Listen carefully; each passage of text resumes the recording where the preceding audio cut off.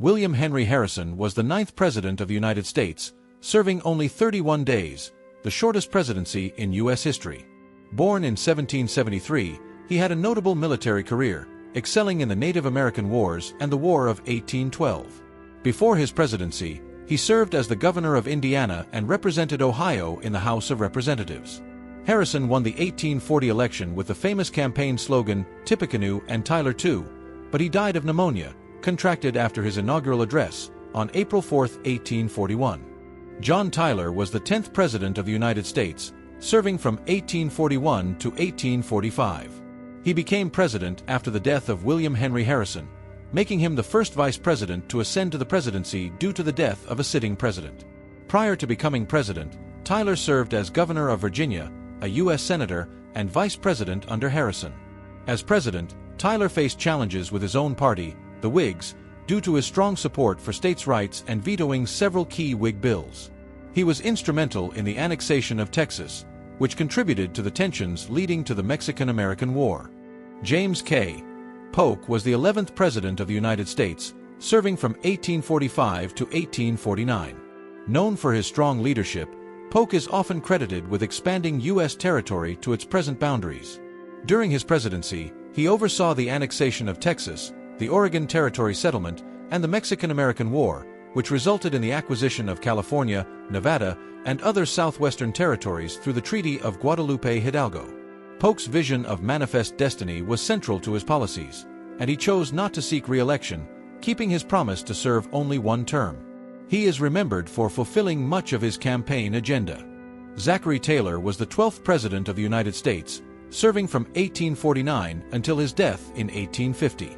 Before becoming president, he was a career military officer, known for his victories in the Mexican-American War, particularly at the Battle of Buena Vista, which made him a national hero. Taylor was elected president as a member of the Whig Party, though he had little political experience. His presidency was cut short when he died of illness after just 16 months in office. Despite his brief time in office, he is remembered for his leadership during a crucial period in U.S. history, marked by growing tensions over slavery and westward expansion. Millard Fillmore was the 13th President of the United States, serving from 1850 to 1853. He became president after the sudden death of Zachary Taylor. Before his presidency, Fillmore served as vice president under Taylor and as a member of the U.S. House of Representatives. His time in office was marked by significant compromises on slavery, including the Compromise of 1850, which aimed to address the status of territories gained from the Mexican-American War. This included the controversial Fugitive Slave Act, which required the return of runaway slaves. Although Fillmore's presidency did not significantly advance his party's agenda, he is remembered for trying to ease sectional tensions during a volatile time in U.S. history.